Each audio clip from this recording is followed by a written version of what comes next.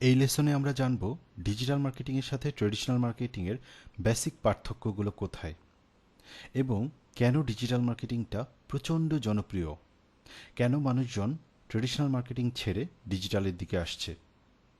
Already আমরা কিছু কথা এই ব্যাপারে বলে ফেলেছি এবং কিছু আইডিয়া আপনাদের হয়েছে যে ডিজিটাল মার্কেটিংটা কস্ট ইফেক্টিভ, ডিজিটাল মার্কেটিং অনেক ইম্প্যাক্টফুল, ডিজিটাল মার্কেটিং খুব কম এফোর্ট দিয়ে করা সম্ভব, ডিজিটাল মার্কেটিং অনেক বেশি ফ্লেক্সিবল। এগুলোর বাইরেও ডিজিটাল মার্কেটিংটা ট্রেডিশনাল মার্কেটিংয়ের চেয়ে আলাদা আরও কয়েকটা জায়গা থেকে, এবং যে কারণে ডিজিটাল মার্কেটিংটা অনেক বেশি জনপ্রিয়। সো সেই কারণগুলো নিয়েই আমরা এই লেসনে দেখব।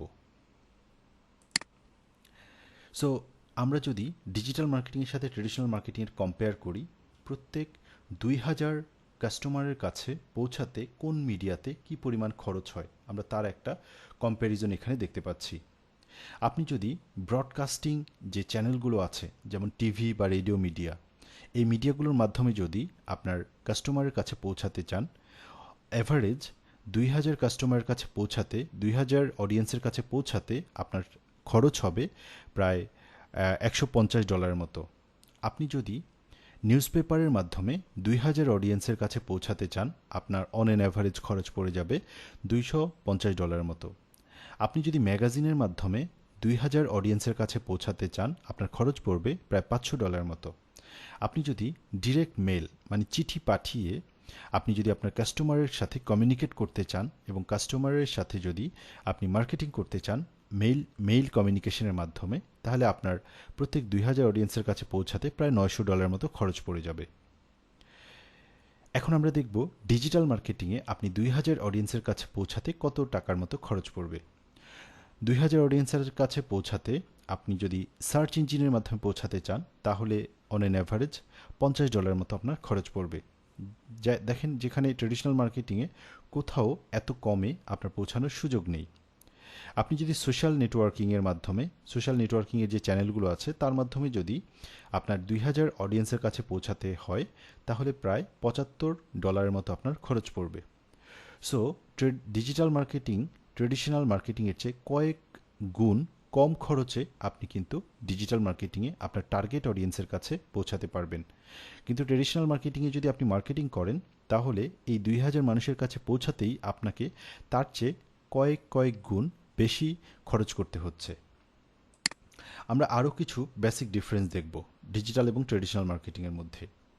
আমরা যদি রিচের কথা চিন্তা করি, রিচ মানে হচ্ছে কতজন মানুষের কাছে আপনি পৌঁছাচ্ছেন। ট্রেডিশনাল মার্কেটিংয়ে আপনি কিন্তু লিমিটেড একটা অডিয়েন্সের কাছে পৌঁছাতে পারবেন, কিন্তু ডিজিটাল মার্কেটিংয়ে আপনি গ্লোবালি যে কোনো জায়গার এবং যে কোনো লোকেশনের অডিয়েন্সের কাছে আপনার পৌঁছানো সম্ভব, যেটা ট্রেডিশনাল মার্কেটিংয়ে কখনোই সম্ভব না। অ্যাক্সেসিবিলিটি, আপনি ডিজিটাল মার্কেটিংয়ে আপনার ডাইভার্স আপনার অ্যাক্সেসিবিলিটি আছে, বিভিন্ন অ্যাঙ্গেল থেকে আপনি আপনার ক্যাম্পেইন পরিচালনা করতে পারবেন, যেটা ট্রেডিশনাল মার্কেটিংয়ে সম্ভব না।